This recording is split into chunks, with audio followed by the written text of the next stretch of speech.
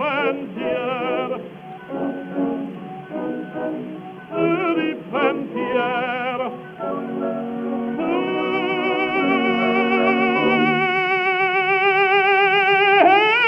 di pensier.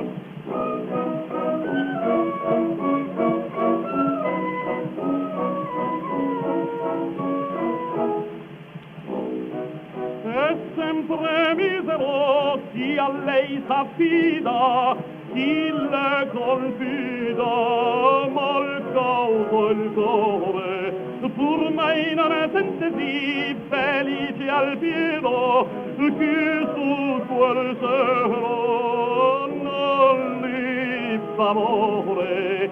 La donna è mobile, qual più va il vento, mutava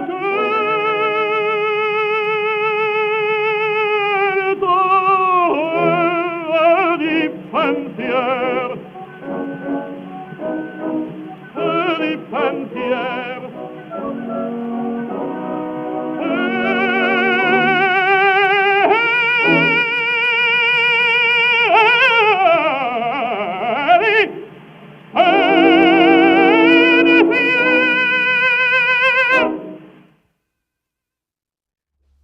Hi, and welcome back to Mr. Opera, and today we're going to be reading some more Manuel Garcia, specifically The Hints on Singing by Manuel Garcia.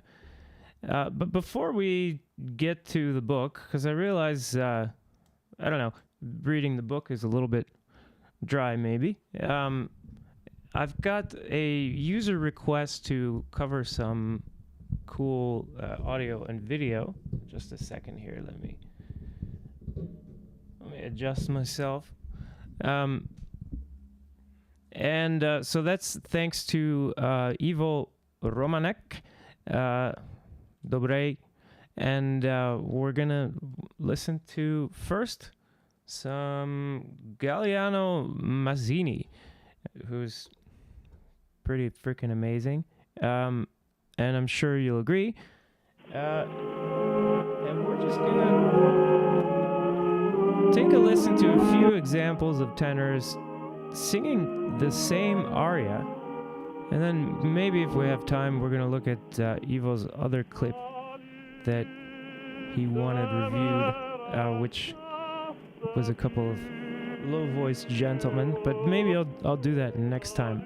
Because I think we can learn a lot about vocal modes, metal, density, and that kind of thing by listening to some of these examples. And if you're here from This Is Opera, and you're watching Mr. Opera right now, then you may enjoy this talk, because we're going to do some comparison of at least one so-called modern tenor, but we're going to look at some tenors through the years, and we're going to take a look at how they differ in their sound and try to give some good vocabulary to that.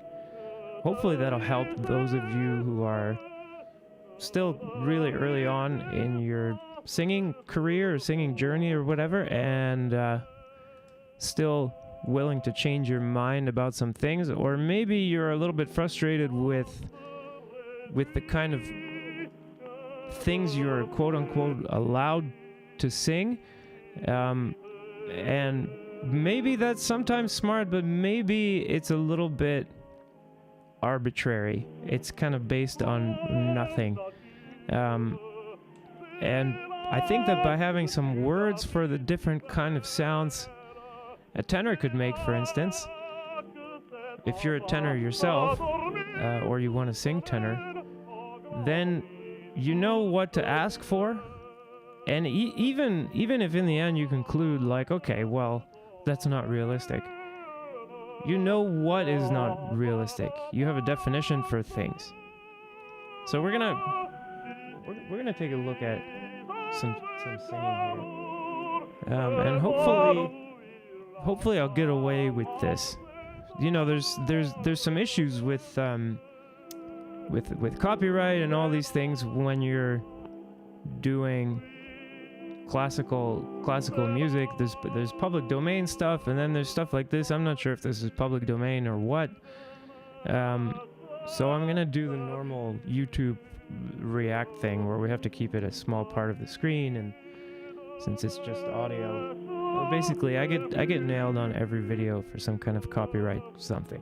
So, well, let's see how this goes. So first up is Galliano Mazzini, and then, well, the next one will be evident as soon as he's singing. So here we go. Galliano Mazzini singing Celeste Aida.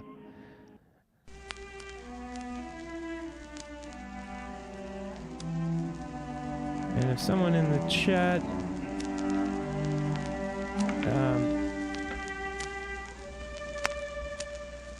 has some feeling about quel guerriero fossi, se il mio sogno let me si know if it's too loud or avverasse. clipping too much. Un esercito di frodi da me guidato, e la vittoria e il flauto. So far we're in like a fully metallic thing. Really metallic, fuller density, not doing any of the stuff Garcia's talking about. But let's listen. I just want to hear what the first phrase was like, because usually they're trying to be quiet there. So let's see.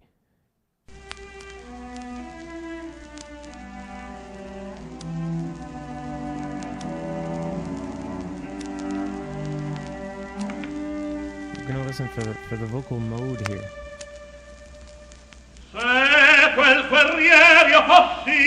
Okay, so he's in the same vocal mode as he's in for the whole rest of this thing. He's not really doing any kind of special quiet deal. So we'll talk about what that is in a minute when we have something to compare it to.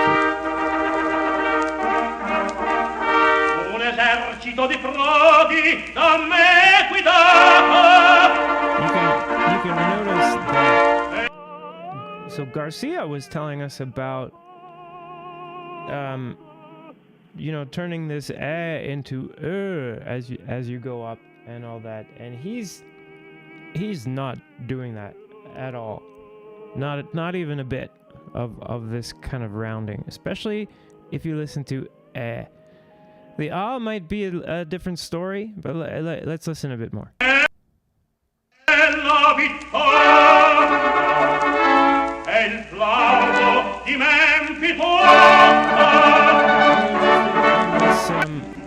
This very... Let's see, that didn't work so well. Very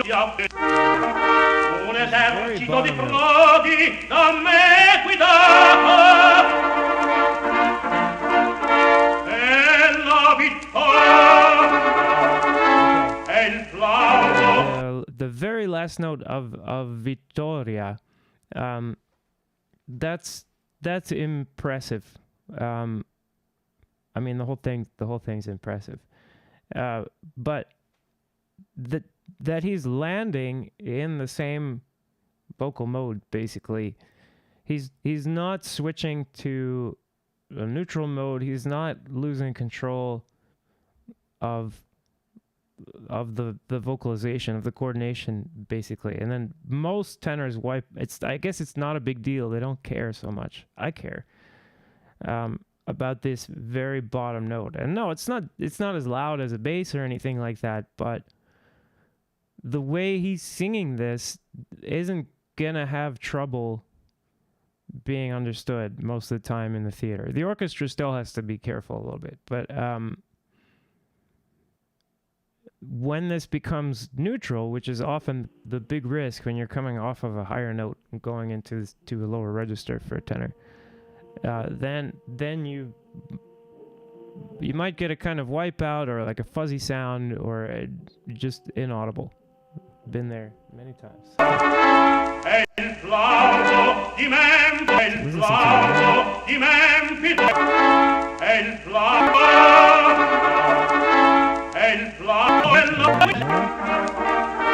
Un esercito di frodi da me guidato,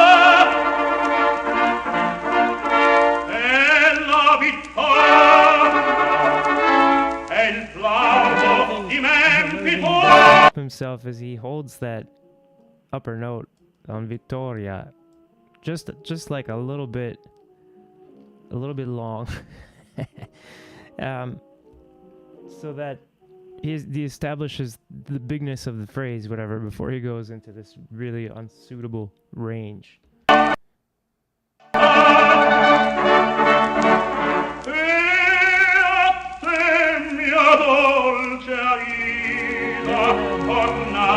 A little bit of the rounding.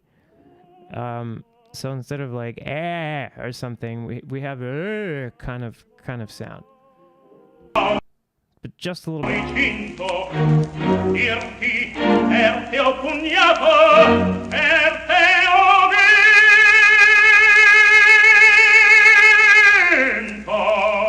the solution for E, which isn't really gonna work in a metallic vocal mode, except for something with reduced density. He doesn't want to be stuck in reduced density, and he wants to stay metallic. So he's got choices to make. And the direction he takes his E vowel is to eh. And if you listen carefully when he lowers the pitch, because he doesn't bother to modify away, then he gives it away. But if you didn't hear that, you almost wouldn't have known that he's not singing a real E vowel. It's really not close. But the pitch combined with, I guess it's combined with this harmonic coupling between the second formant and the third harmonic. And there's a certain amount of darkening that goes along with that. And all those things put together make it register more like E. And then also some tricks, some misdirection and things. But let's hear it again.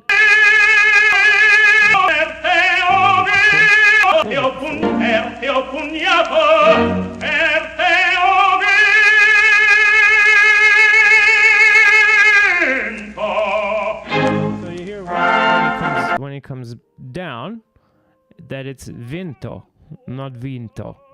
But because most of that's on that high note, it registers as E, even though it's not even close. It's a complete, I would say it's a vowel substitution.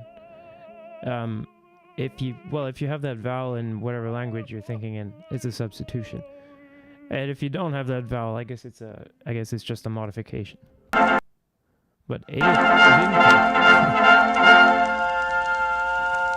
and just to be clear about the reasons for that, other than to keep it very metallic, it's also to have the mouth very open. So if you don't want to go like E, because to make an E sound, what you do really is you have to lower the first resonance of the voice, and then you're going to raise the second resonance of the voice so it's far away from it, and you get E. And if I start raising the first resonance of the voice, it goes from E to eh. And if I want to, I can make it sort of eh. But I can't make this E sound with my mouth like this. The closest I could get is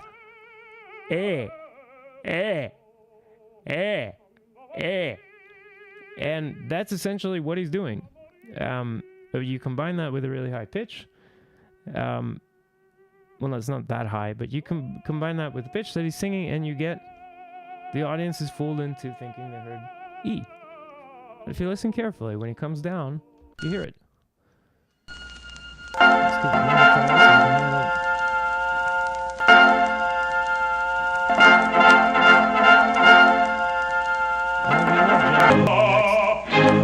Listen to the example. Back a bit.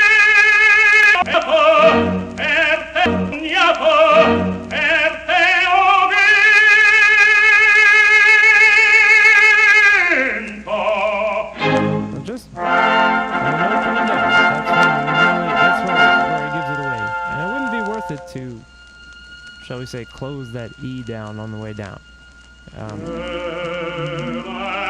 Could make some language guy happy somewhere.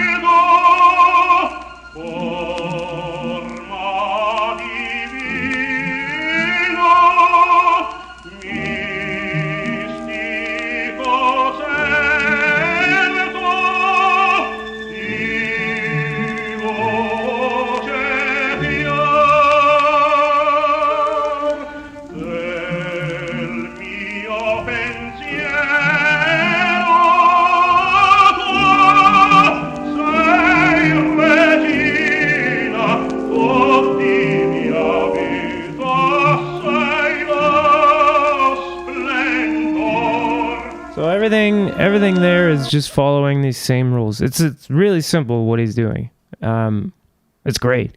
It's just this is, we'll see in a bit. This is like more Corelli than Corelli.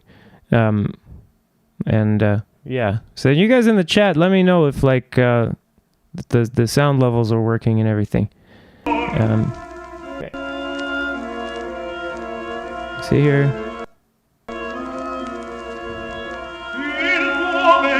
Okay, that E sound, now we have when he wants to be kind of more tender. Now we have this kind of thing that Garcia was talking about, where E becomes what he calls French oo. So, U. So we hear here this kind of ul, if you listen carefully. Really handy trick. But not for power.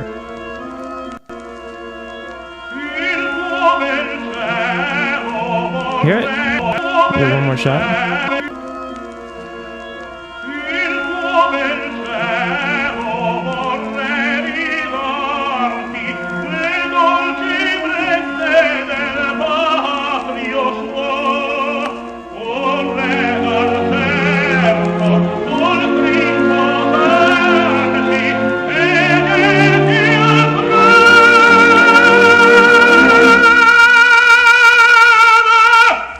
So this, I forget what Garcia's suggested modification was. We can look again today. But he's changing trono to trano. Just and the reason is, well, it's the metal thing. But also, it's just that when you get a bigger mouth shape, in general, that's going to be transferring energy better out of your vocal tract and into the air around you. So, there's all this fancy stuff, you know, all the fancy, cool acoustics, all the kind of, I don't know what you would call it, like, the fancy stuff, you know, nonlinear source filter interactions and, you know, resonance and acoustics, you know, all that stuff. A lot of times that's great, but then other times it's really just simple, like open your mouth and we can hear you better. But then that is what makes the interesting problems. Like, okay, well now how do I articulate anything? So yeah.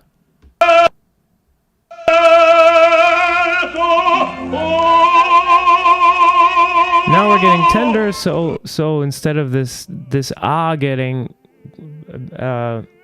brightened or anything to maximize the metal, that's rounded now to oh.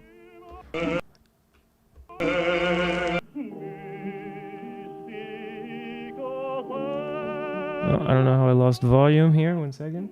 Okay.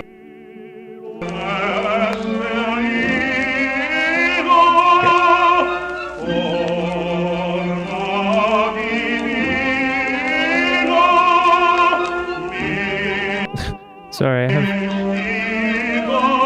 just have to stop. Corelli's competing here in the background for some reason. Okay. Here we go.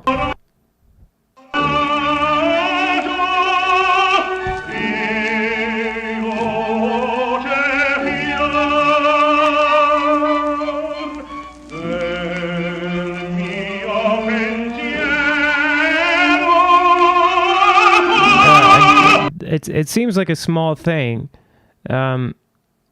but something like mio, how he sings mio in that of mio pensiero, is very interesting. It's in this range where you hear, I think,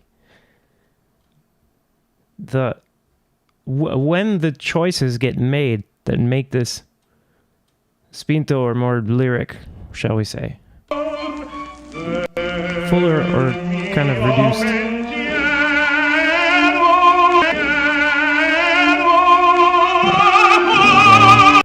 Let me just back up here.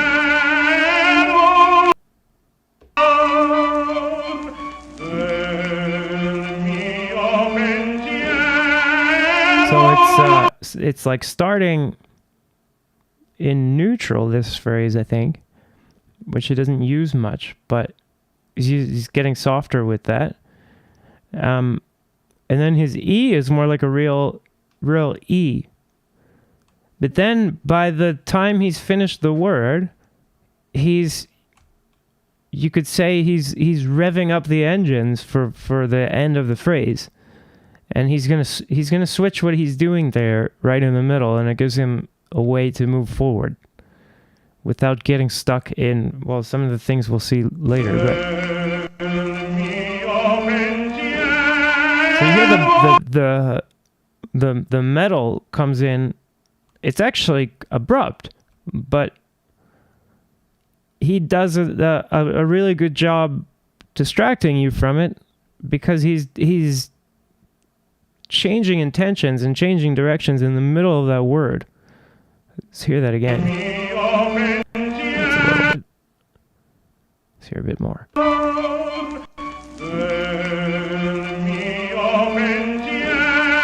then when he comes out of that, the pensiero winds up this like a nasty sound, and it's great.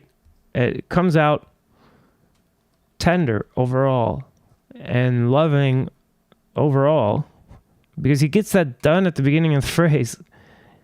Let's just hear one more time, because I thought that was really cool. And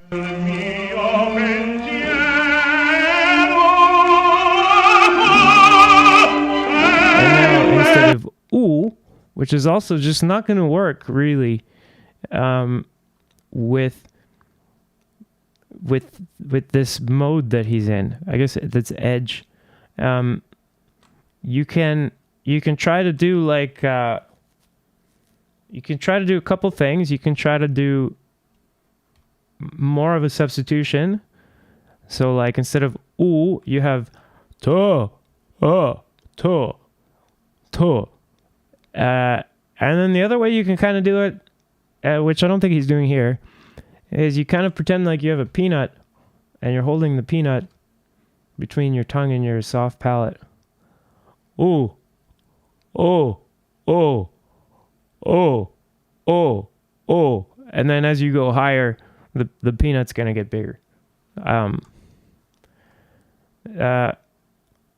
if you do that with your tongue in the wrong place, you might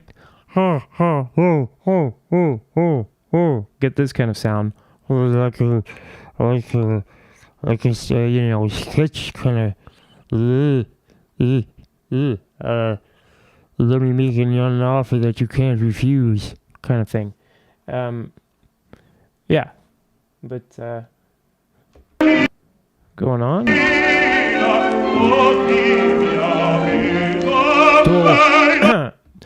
To di mia vita instead of tu.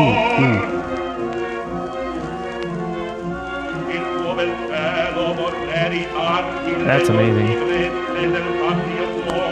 That's really hard.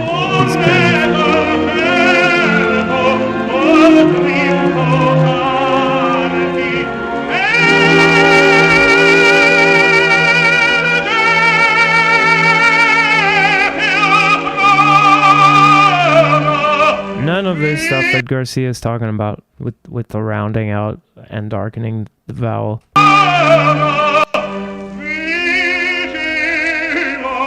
If you're using this vocal mode a lot, you find that, which is edge in complete vocal technique, you find that the vowel eh, vowels that sound like eh anyway, like that sound, are kind of in the center of the mode, if you will. It's like the more eh you make it, the easier it gets. So you don't need to modify away from that for this purpose. Maybe for something else you would, but not for this.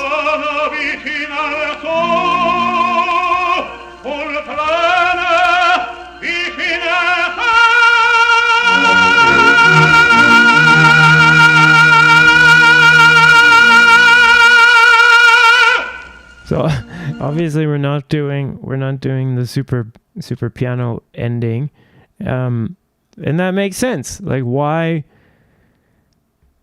How is he gonna? How would he if he was gonna do this in falsetto, which is what all these tenors doing that sing it pianissimo? It's a falsetto. I don't care if it's not breathy. It can have a higher or lower closed quotient. I don't care. It's still the mechanism that is the same mechanism that like the sopranos are using. The same thing that Garcia was talking about with the middle voice and the female voices. It's that. And if you're doing that, then you have to find a place where you're going to suddenly drop all of this density, and you're going to suddenly stretch the vocal folds and slip into a falsetto while tying everything together and making it make sense as a classical phrase. It's not happening. It's the people who do it, they're awesome too, but I don't know if we'll have any super quiet endings today. Maybe.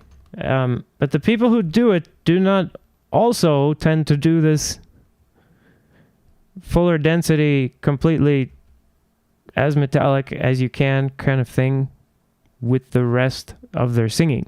So they're combining neutral with metallic already during their phrasing, and the sound is not as powerful overall. So that's him. Let's see who's next on the. Let's see if I can get my thing playing here. So next we got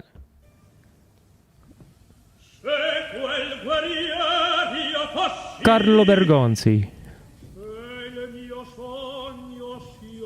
We can hear now there's a different thing going on.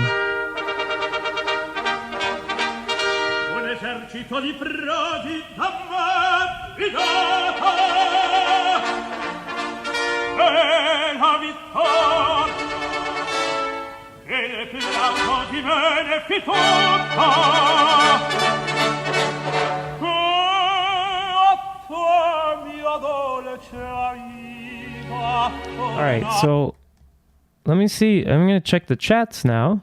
And what do you guys think some of the differences are? If anyone's around. Let's see.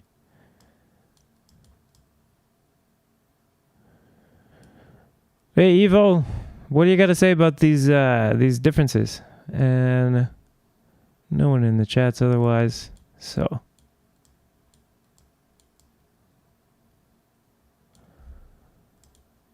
Okay, I'll just go on with my take on this then. But you guys pipe up if you've got some ways of explaining some of the differences we're hearing here.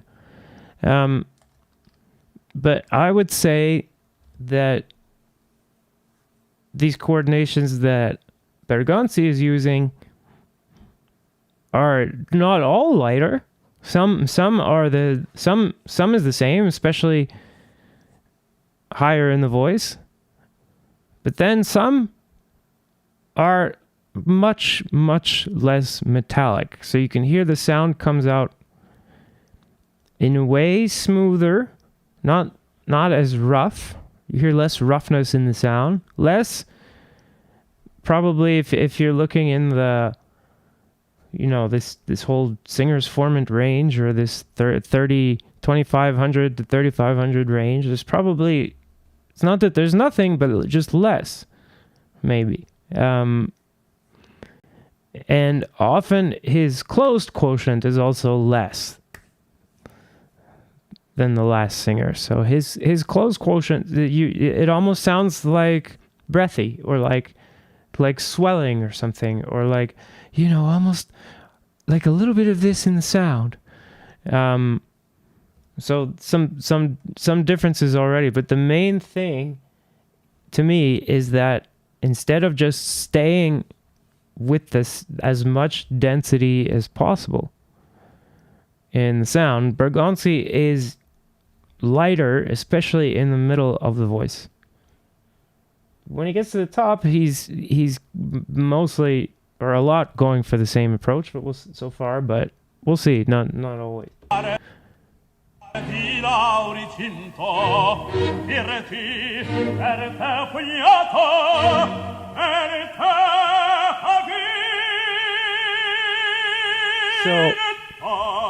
So that was a different approach from what the last singer. So our first singer is opening his mouth as much as possible, and when he comes down off of that pitch, you hear that the resulting vowel is really just like kind of thing. I don't know if that was that wasn't the same spot, but anyway, when he comes down off of a higher note and he's singing the same sort of E-based vowel, you hear either something that's totally or something that's going to be modified more towards And then I would say Bergonzi goes more for or And you can also watch, it's nice that you can see him here, but you can see that the lips move away from the teeth to do this.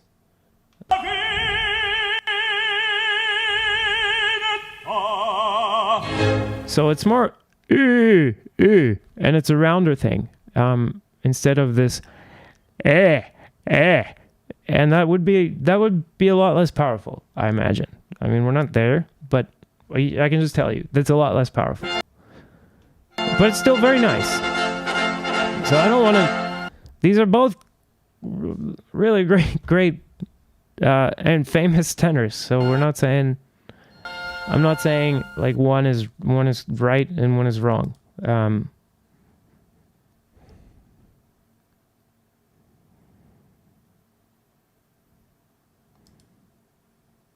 Yeah, Dove, it does sound more, I would say, if we're deciding like who's closer to the speech vowels, than Bergonzi. And usually I think that using or it sounds closer to E to most people, I think. But it's less metallic and less powerful. It's just always going to be less powerful. You can't have your cake and eat it too, basically. Another thing to say about this thing is I would call it taming the sound. I think it's easy. It's going to make it easier. It's going to be more stable and easier to articulate. But without even hearing it, if you just saw the shape of the mouth, you would know it's less powerful. Yeah. It's also, by the way, a longer vocal tract. So this kind of coordination on the same person compared to the is a longer vocal tract, even if the larynx isn't raising. So the larynx is down, I think, in both of these cases, pretty much as far as it goes. But the vocal tract is set to a different length, but from the other end, from the mouth end. But when you shorten the vocal tract from either end, you still change area of interest number 1. So you still change all the resonances of the vocal tract, and then you also change the locations of the other areas of interest, except for number 3. Anyway.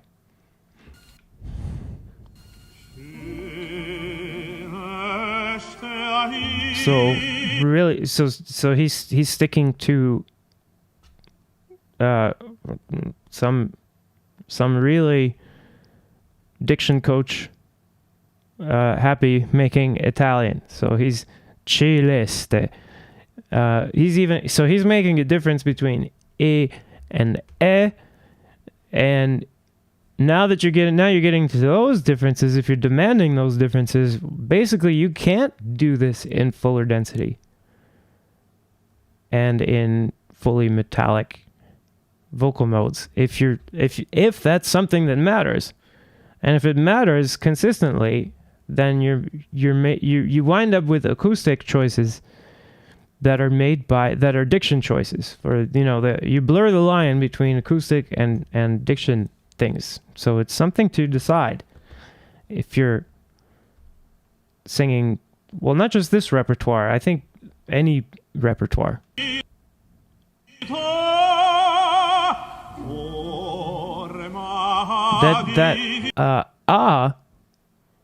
I would contend is actually with an open nose. It's actually slightly nasal, which we were not hearing at all. And then nasality would be another way to tame the sound, to make it easier to handle the tuning and articulation and all that stuff. That's nasal.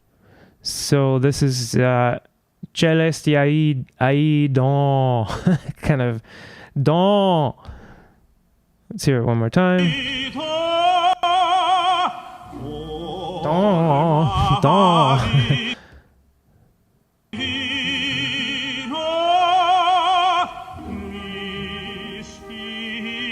That one was slightly different, but it's the same thing. He's nasalizing it to basically it makes it easier. If you open the nose, you can do more vowels in the same position or in a similar position without wiping out. So a little bit Freddie Mercury, but okay. It's a thing that a lot of tenors do.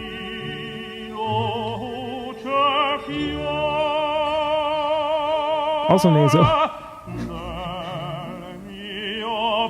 But you have you can see that to make a softer sound, no matter whether you're overall singing with a more open mouth or a more closed mouth. So he's singing with a more closed mouth, right? But still, when he wants to get softer than that, he's closing his mouth even more. And that's...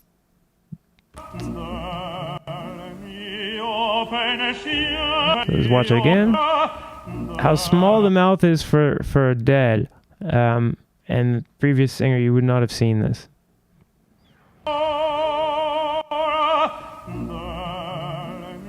So that's basically just the same as speech. And then, yeah, I don't know. And that would be, it's less powerful for the amount of energy you put in. So if you're really good at not over singing, then cool. But if you tend to over sing, then this would be death, this coordination, because you would try to make the sound anyway. And that's when, you have the knife at a gunfight. Nasal. I think that ooh as well. So he's using this a lot. And I've heard some people identify that as more lyric.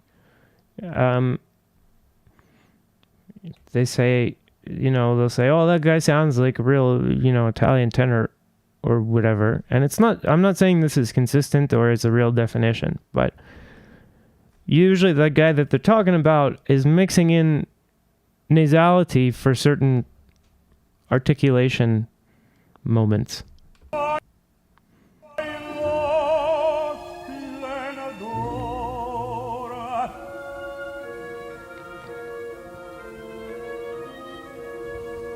Il tuo bel cielo vorrei rifarti le dolci brezze delle patria suole ponere al cerco sul crine posare per quel più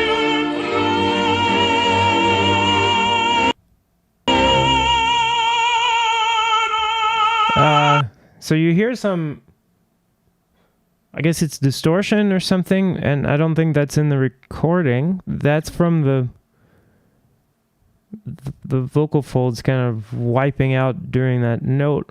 But anyway, a lot of this leading up to this moment, this phrase, there's a couple of phrases leading up to this, we switched from the more quiet approach to the louder approach. He's having a bit more trouble with it, but he's trying to increase the density now and the metal. And you see that his mouth now is not so restricted in its opening. So now he's breaking Garcia's rule. But before that, he was doing what Garcia said to do, in my opinion.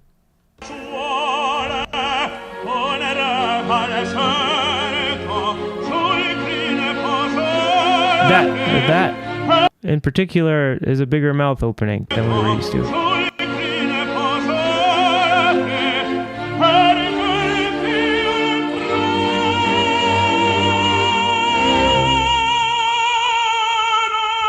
So that's hurting. He's in trouble there.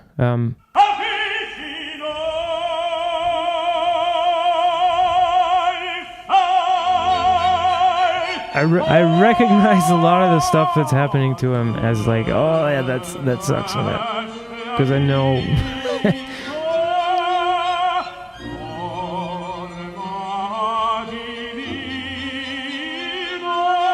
You see the lips coming out a lot for this E, and I think whoever it was, I can't remember your name, sorry, and I can't read it, it's too small from where I can see, saying he was using just the E from speech. I think that's a good observation. He is. A lot of these. So let's try the next.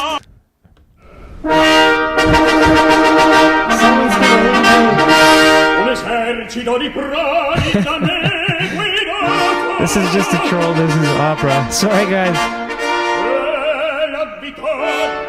Gotta turn this down.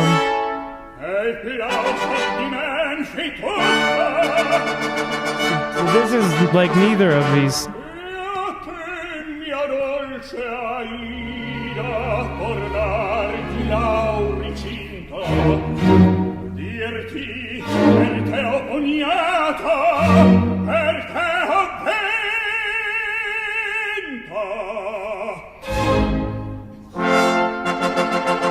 Much less at home analyzing this, but the most interesting difference is this kind of canoodle, a little bit of a canoodle to darken the sound, and that also makes a little bit of ring. Yeah,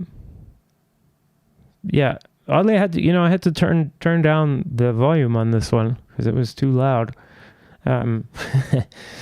Just a troll. This is opera a little bit. Let's watch a little bit more. I just don't know what to say about this.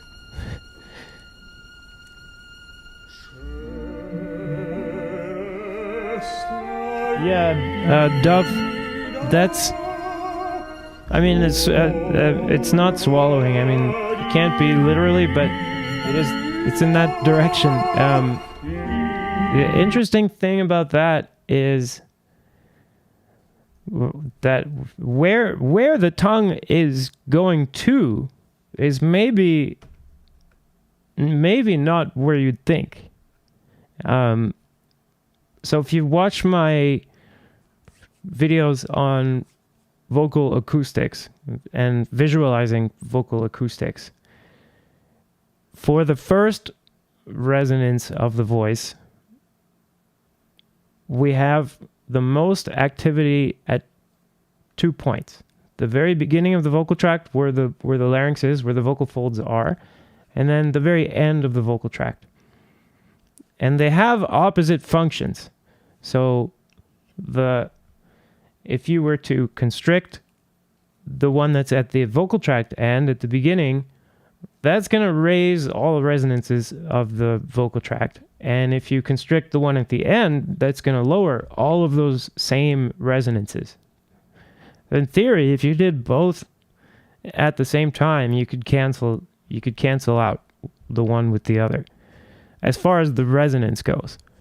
And if you retract, then about 1/3 of the way between the larynx and the end of the vocal tract, when you go into that, when you constrict that area, it lowers the second resonance of the voice. But it doesn't do nearly as much to the first resonance of the voice because it's far away, or relatively further away, from the beginning of the vocal tract. So maybe watch the video, it helps. But you have to picture a gradient, and then for the first resonance, and then for the second resonance, it's like you have 4 gradients. And as you approach each area, the effect gets stronger. And as you go away from that area, the effect gets weaker, right? So if you were to really swallow your tongue, so push or pull your tongue in a way that it winds up actually all the way at the beginning of your vocal tract. So more swallowing, like really swallowing it, as far as geometry is, as far as the direction that you're going, that's not going to make this sound. That would make the first sound that we heard. And to some extent, the second, the second sound that we heard, that's also because there was some metal in the sound. For that, you need the same constriction. But this kind of sound, which some people call a knurtle, doesn't come so much from swallowing the tongue as it does from having it, I guess, somewhere more like 1/6 of the way, something like that, where you're close enough to kind of raise some all the resonances. You're getting a little bit of ring by having the tongue close enough to the vocal, to the epiglottis, I guess, to the vocal folds. You're making the shape a little bit like a megaphone, but it's not all the way. So you get this kind of this kind of if I really exaggerate it and I push my tongue forward, now I have Miss Piggy, it's me, Kermit the Frog kind of sound. But if I anchor my voice, my neck, I mean, so he's doing this kind of thing, but he's really good at it. So you wind up with I don't know. It's like it's a lot of people like this tenor singing. So it's definitely professional tenor singing. Yeah.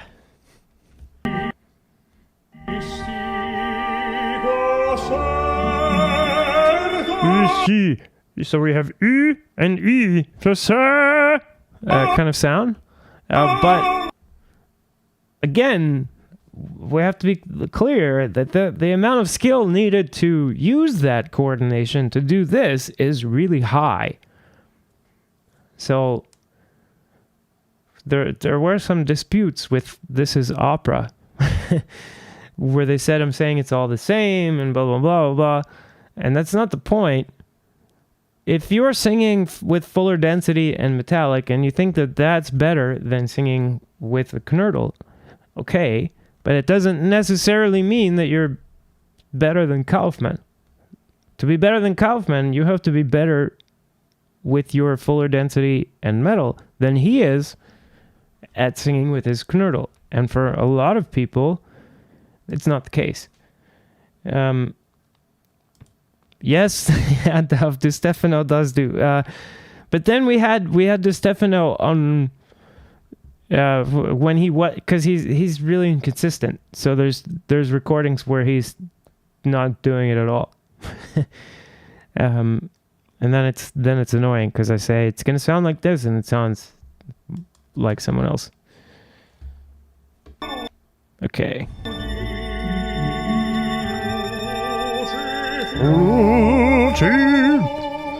Wow, that's hard. So he's got crazy control over his lips, I think.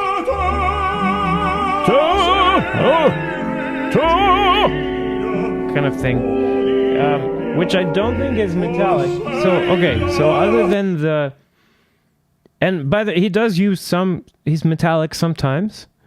But I think the other one that we hear is like, it's kind of pseudo-metallic, sort of this grandpa kind of sound. But again, he's really good at it.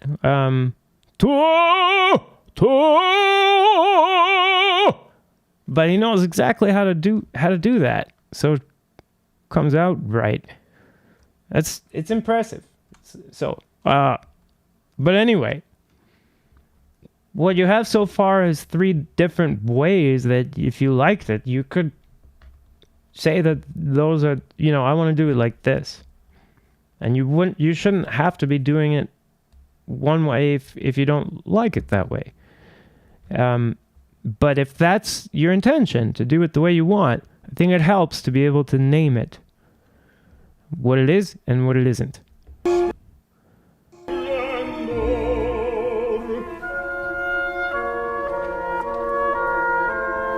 So we don't need to see more of this. I guess the end. Oh, Mario Alonso was next for a reason, but let's see.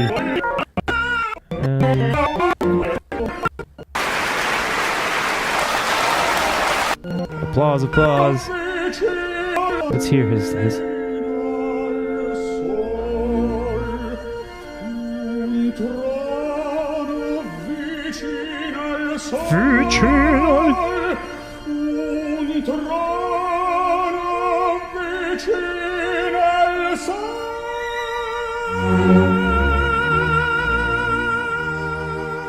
Falsetto.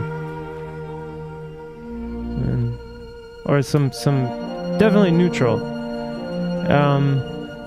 And I haven't heard anyone go from this fuller density metallic thing to this and then back, or it's just, you're choosing, are you going to do this pianissimo thing or are you going to do this metallic thing? Thank you. Enrico, let's try the Celeste Aida with the recitativo. And of course, this is overdubbed, but still. Se quel guerriero fossi, se il mio sogno si avverasse. I hope you figured out why I'm playing this after Kaufman. Because this is pretty famous. Un esercito di prodi da me guidato. A lot of the old school people will also say, Mario Alonso. That's the way to sing. But he seems to be closer to Kaufman. It's nicer as far as I don't know. To me, I like the beauty of it better. It's more beautiful, I think. and he's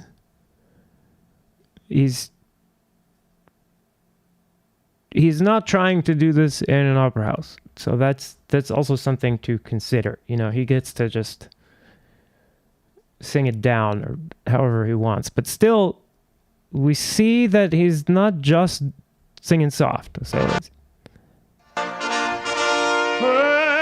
La vittoria. and this is overdubbed, but I think he was singing in this room.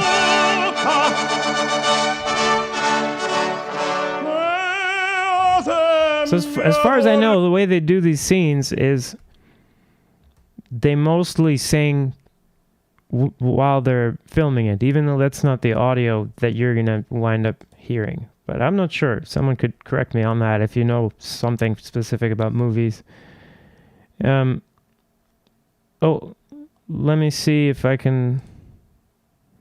Is the volume low on the... Is the volume low on the microphone? Is this better? Let's see. Dove.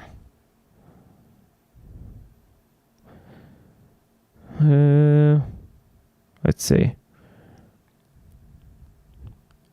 Yeah, Dove, there's probably a recording of that, but there's not a whole bunch of recordings of Corelli doing that. So I think it winds up that most of the people who do it are going to pick one thing, you know, and they're not going to be just at the drop of a hat going from fully metallic to a falsetto. It's maybe on a recording or something, but I don't see it being reliable in a performance.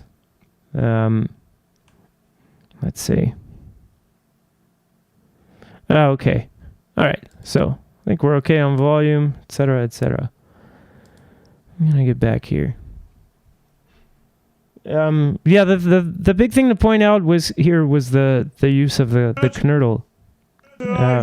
Is not something Kaufman invented. Now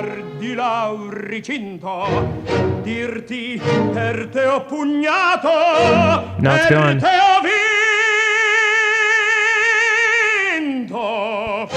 That had it.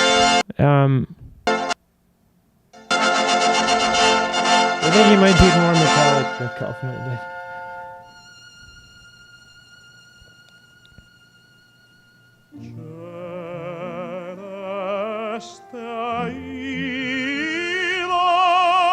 Reminds me of Jussi Björling a bit too with this. I mean, we could watch these all day, but we won't. Thank you. Okay, Enrico, so that's the last. I let's think. try.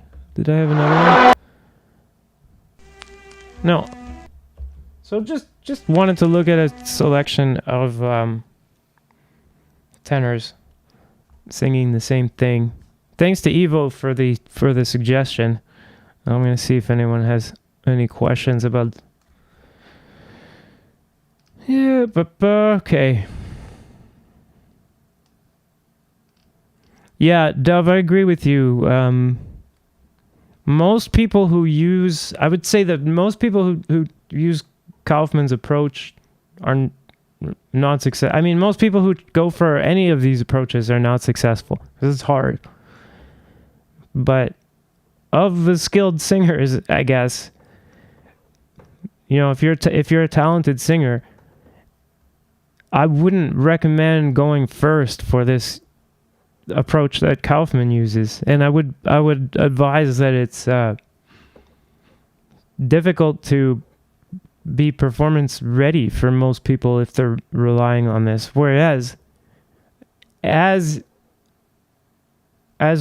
thrilling as it is, and as dangerous sounding as it might be, the first example that we heard, if you're actually singing that way, is probably the safest and most sustainable, because you've got the vocal folds are very short, and you've got metal, and those things protect the voice, and that's probably slightly lower pressure than the Carlo Bergonzi example, but not low pressure. and probably higher pressure than what Kaufman is doing. As far as the actual pressure, I'm not talking about the subjective feeling of pressure or squeezing or anything like that. Like how much pressure is actually in the lungs, the subglottal pressure. It's probably highest with that, but what Bergonzi is doing. And you hear in the onsets. And I think people will then say, well, it must be onsets. It's like glottal onsets or something, they say, are tiring for the voice. But I think what's tiring about doing it the way Bergonzi is doing is that it's not as loud. It's not as powerful, like inherently. But it's still got a volume range. So what you're going to do to try to make it loud enough is hang out at the upper end of the volume range that you're able to do. And it'll cost you. But still, it's metallic most of the time, etc., etc. That's going to be more sustainable than what Kaufman is doing for most people, I think. And then we don't have the example, but probably the least sustainable way I could think of is something like what Klaus Florian Vogt does, where you're completely in neutral and just happen to have a really freaking loud voice somehow. And that's great if you're Klaus Florian Vogt, right? But if you're not Klaus Florian Vogt, and you try to do that, the chances are you're gonna destroy yourself, just because it's bringing a knife to a gunfight. Yeah. So, but this first thing, I have to disagree with Garcia that this is going to be, harmful. Not that Garcia specifically so far has said that, but with the female voices, he definitely said how I'll be careful taking metal up or something like that. He just calls it chest, but so let me check in with the chats real quick. I think I'm all caught up here. Yeah. This is Opera is not checking in today. I don't think. They're a little bit mad at me. It's finally but according to their analytics, it's still improving views more than it is taking away views. There's a few angry people who dropped their subscriptions to the channel, but otherwise, yeah. Okay, so let's take that away and let's get back to Hints on Singing by Manuel Garcia. And I guess I'm gonna just read a couple sections today because,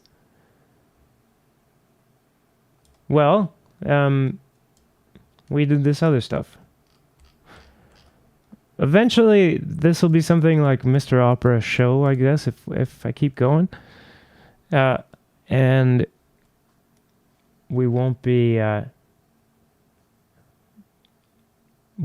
having entire episodes dedicated to one thing. It'll be sections of like a podcast, I guess, with feature sections. But right now we're doing it this way. And before I get started with Garcia, I just need, it's not for me. This is for someone else who asked me to show this to you. So I apologize ahead of time.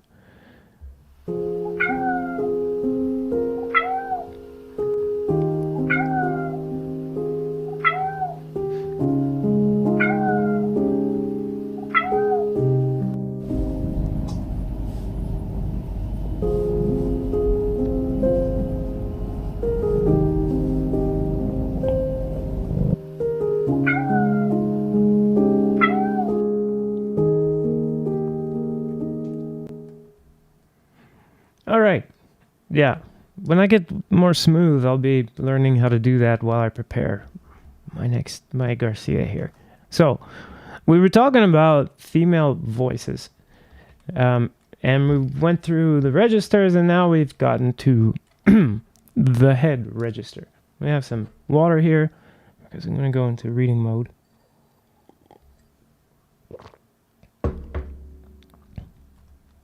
So let's see.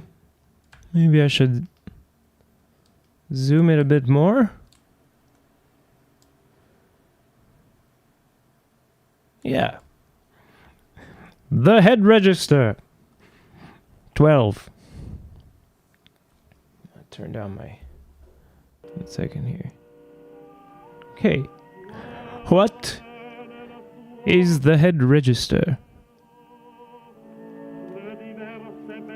This register forms the purest and brightest portion of the soprano voice, but frequently the charming softness, so pleasing in the high notes, is perversely turned into tormenting yells that almost injure the ear of the listener. I guess tough times teaching sopranos for us. I should just keep reading, yeah.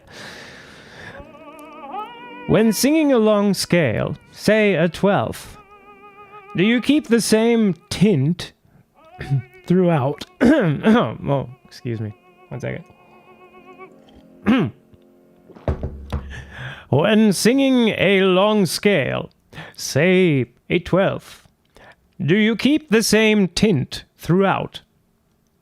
Answer. If the exact timbre shade were retained from top to bottom of a long scale, the effect would be discordant. To satisfy the ear with an impression of equality, the singer, by skillful gradation, must increase the roundness of the high notes, and reverse the process in descending. But does not this method introduce a real inequality in the vowel sound? It does. And the apparent equality of the notes in the scale will be the result of actual but well-graduated inequality of the vowel sound. Without this maneuver, the round vowels, which are suitable to the higher notes, would extinguish the ringing of the middle and lower notes, and the open vowels, which give éclat to the lower, would make the higher notes harsh and shrill. The neglect of this proceeding causes many voices to appear unequal, but, I repeat, it must be used with moderation and taste. Well, thank you to someone who just donated on coffee.com. Thank you very much. So, shall we look at this? Because this is some of what we just heard conforms to this, even though we're talking about sopranos here. But some of what was just looked at conforms to this, but some doesn't. Mostly it's this business of increasing roundness of high notes and then reversing that on the way down. And we saw one example where it's like, no, no, I'm not gonna bother. And then we saw other examples where it was either more necessary or it was the reason for a different vocal coordination. So either different vocal coordination is going to make that now necessary, or because if you find it necessary, you have to choose a different vocal coordination. Yeah. And he points out that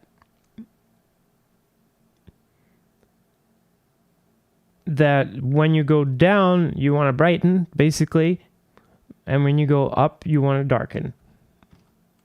And that brightness gives éclat, some burstiness, I guess, to the explosion, to the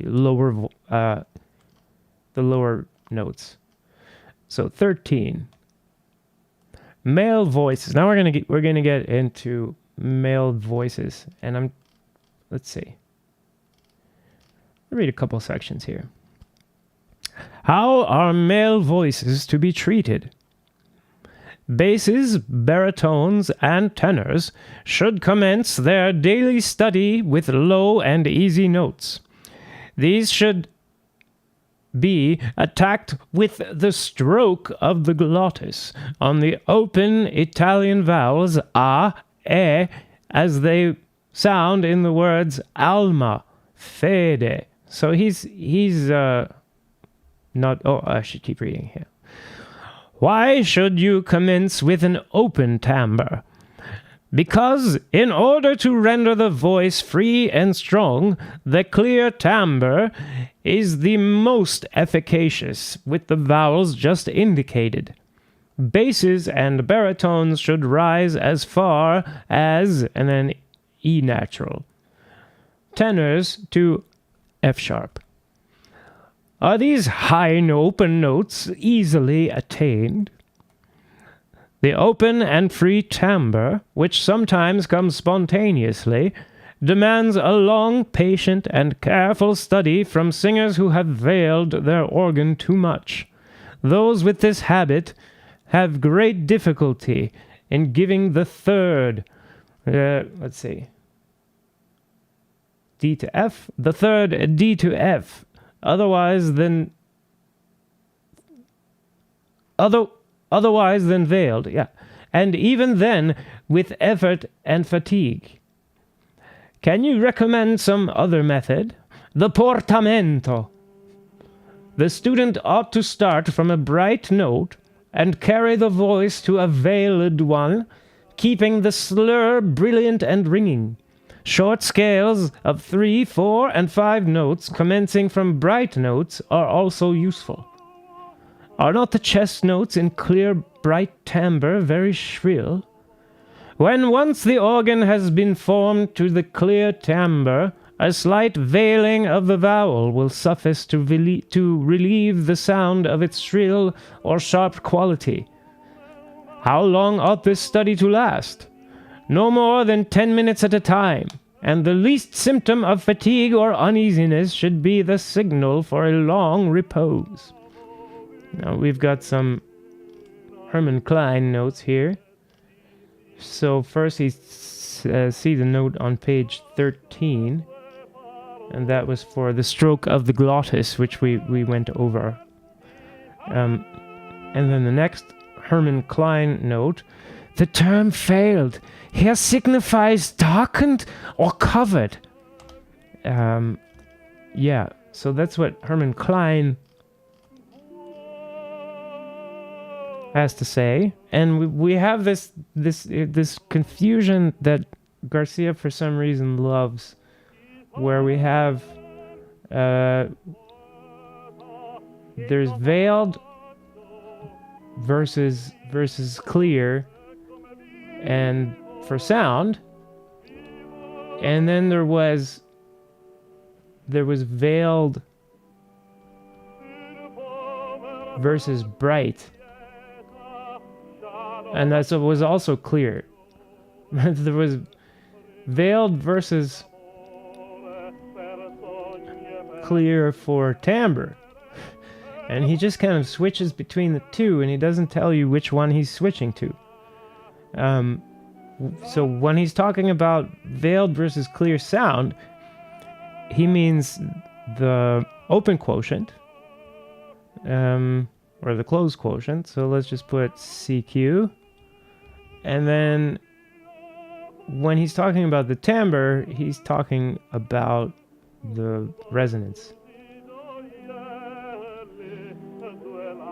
And they're different. Or the timbre or the vowel. The resonance or the vowel is for timbre. And so what he's saying, let's see. Yeah. He's saying basses, baritones, and tenors. Let me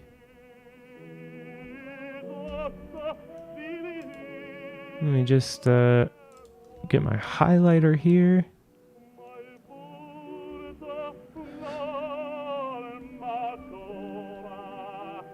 Daily study. Terrible. daily study with low and easy notes. Which is really, I think, great advice.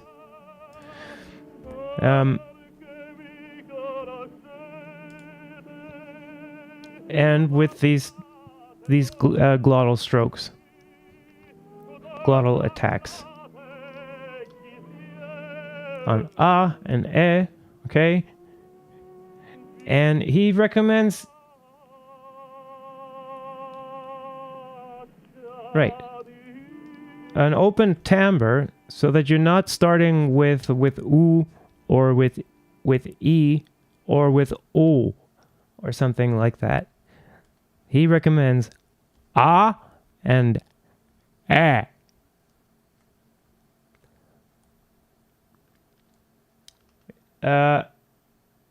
And he feels that these will help make the voice strong. I think it's just that it's going to be easier to find a metallic sound, especially with this eh. But also with the ah. The ah may be actually easier to find in the first place, and then the eh is going to be it's like overall the one you can push into the most, shall we say. And he's got different exercises here for the basses and the baritones. But I would do the same, actually. So he's got the basses and baritones ending at E natural and tenors at F sharp. But the acoustic things that are going to be going on with both voice types, shall we say, are going to be the same around these pitches. And then the options that you have later on are going to be the same around these pitches. And often you can split differences at E flat 4 kind of thing.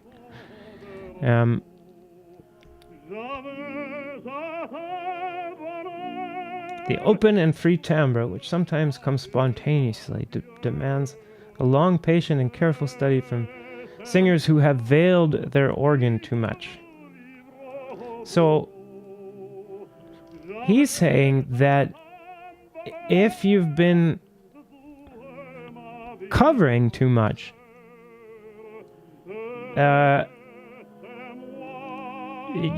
if you have trouble going from D to F without covering, without darkening things, or rather he's saying if you cover too much, you'll have difficulty there. So that's interesting. Probably he's dealing with people who are kind of stuck in neutral. I like to say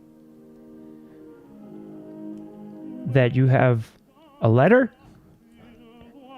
and that letter is going inside of an envelope. If the letter is what you're doing with your tongue, what you're doing inside your vocal tract, let the letter be dark and let the envelope be bright. So an example is if I open my mouth a lot, the envelope gets brighter. And if I start to close it, it gets darker. And also I can move my tongue around.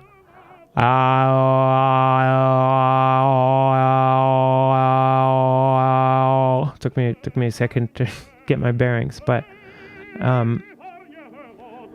so in the first example, I'm making O by darkening the envelope, and in the second example, by darkening the letter that's inside the envelope. There's a little bit on the end, but not as much, and not this lengthening of the vocal tract like ow, ow, ow, both of those lengthening the vocal tract, one more than the other. But yeah. So the idea is the way I go at it. Make you choose whether you have the envelope or the letter, dark or bright, and play with alternating them. And he's saying that you want to work with this open position. So a and e until you basically have learned this position, I think. And then if it's not working out to practice on a and e, he recommends a portamento.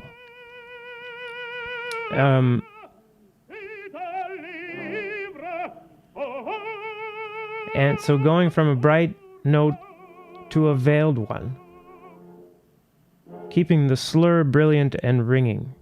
Interesting. So he wants you to practice changing the sound color, essentially, without affecting the source so much, without changing the vocal mode so much, or how much density you're using, I would say. But it's really confusing because of how he changes from talking about timbre to talking about what the source is doing, so what the vocal folds are doing.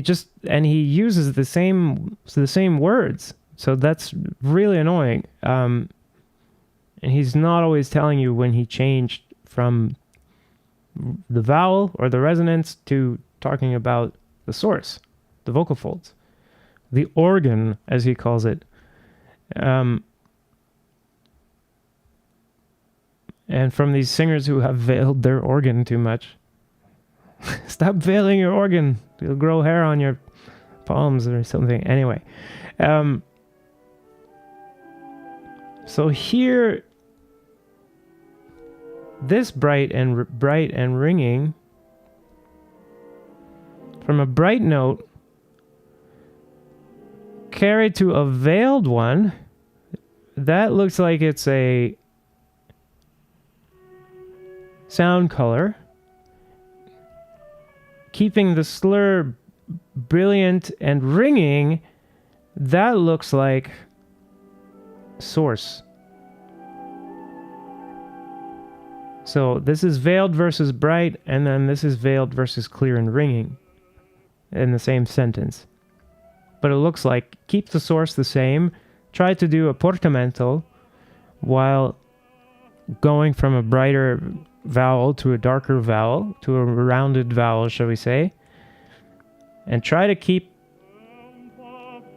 the vocal mechanism from getting veiled itself. I don't want to insult any of the tenors we just heard, so that's not my intention here. But it sounds a little bit to me like try not to get stuck in the trap that Bergonzi was getting stuck in. But that could be just my bias, because I've been so many times having the same problem on stage. Are not the chest high notes in clear bright timbre very shrill?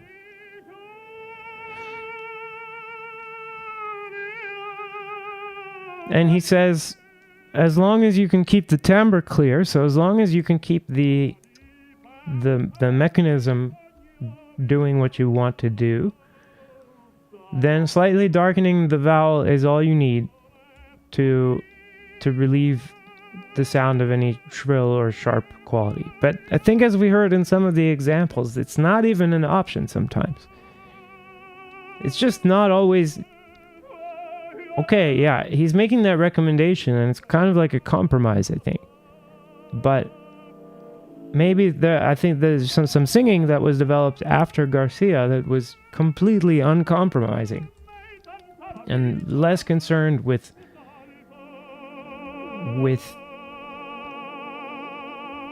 really with such unification of the registers, with little shifts of tone color and stuff, and more interested in a big, impressive picture and hitting hard. You can think a little bit about throwing a really hard punch versus jabs and stuff. And in the same period we had Jack Dempsey. So the same thing happens in boxing, where people start hitting hard. They still move and stuff, and they still put on a show. Maybe they don't move as fast as people that are more or less just slapping each other. But it's great stuff.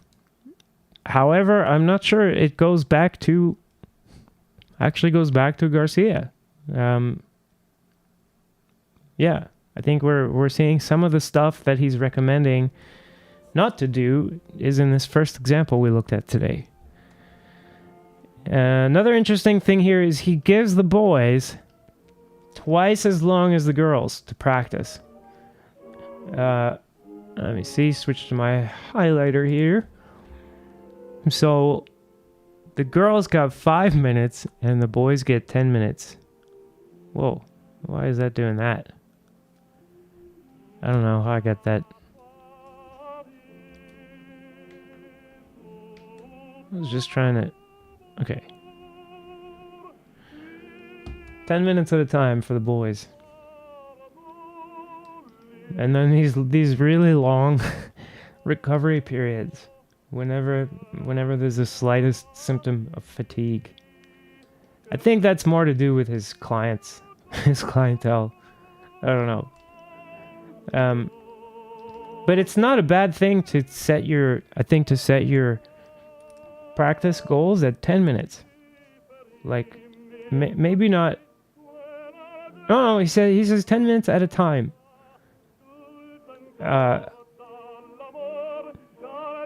Especially if you're trying to build density and metal, which it kind of seems like he is. Maybe not not as far as Corelli or someone like that, but still he is.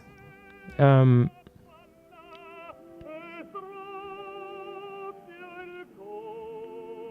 that's probably a good recommendation for 10 minutes of work at a time. Then it makes me wonder if his one for sopranos is really not crazy. 5 minutes at a time. But the other, so 10 minutes at a time. And then I highlighted here the other part that's really, really important. He has it like bookends at the beginning and end. Daily study with low and easy notes, no more than 10 minutes at a time. And taking this, at least for tenors, taking whatever you're calling your chest voice up to F sharp. I would say it sounds like he's probably coaching a metallic sound. I mean, the fact that he's... No, I guess that you can't tell just from this. Maybe like a reduced density metallic, something like what Bergonzi was doing, maybe. I don't know. And I don't think we can draw conclusions from this F sharp and E natural business, because that's where you would start tuning your timbre as opposed to just making a vowel with it, where you start to worry about, even if you're not thinking about it, when the voice kind of turns over, you're now no longer using whatever vowel you want or whatever timbre you want, whatever resonance you want.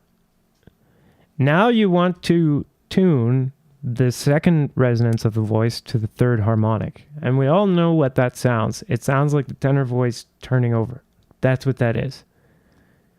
It sounds the same when female voices turn over from their chest, especially if they were well, only really, well, especially if they were very metallic in their chest voice. Let's say a mezzo. Sometimes a soprano does it, even though it's not that many notes. Then when they go into this middle register, as Garcia calls it, the voice turns over. Something happens. And if it doesn't, you're going to wind up with a not very classical sound. And that, in my opinion, is this tuning of the second resonance to the third harmonic. I'm not sure if it's the same all the time for women, but basically for the boys, that's it. I'm not sure that there's another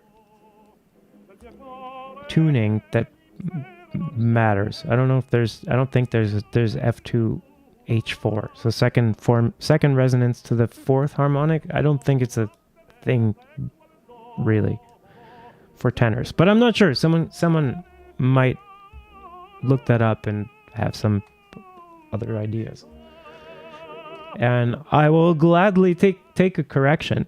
But this area that he's talking about, basically everyone runs into that, and it has to do with acoustics, basically. And even if you're a baritone or a bass, there's going to be something going on in the same area. He's recommending baritones just stop, but I think some baritones, like Michael Spires, for instance, have found that you can if you just do the formant harmonic couplings that the tenors are doing, and you're not relying on neutral, then a lot of times, yeah, you can go higher. You can just go into the tenor range. And I'm not sure if he's doing like partial vibration or what, like how he's doing what he's doing. I think he's just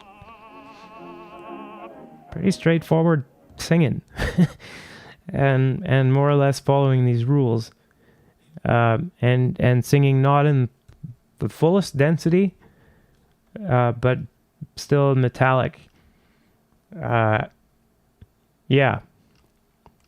So anyway, we will look next time at chapter 4 or section 14, faults in voice production. So I'll put here that's where 6 ended, and we will start 7 here. So for episode 7, we'll start there. Let's get this off the screen. See if we have any more. Oops. Any more from the chats, and then if not, I will sign off. So let's see, guys. Dove got his dogs freaked out. Well, I'm sorry, Dove. But yeah, so if that's all the questions for today, I guess this is Mr. Opera, and this is Opera, signing off. I'm not going to tell you who the This Is Opera people are. They're anonymous, of course, but we're very close. That's all I'm going to say about that. La donna vostil, qual più bel vento, mutava tu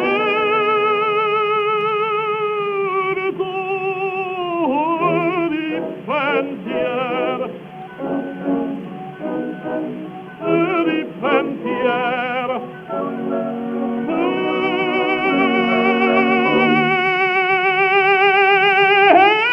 Di pensier.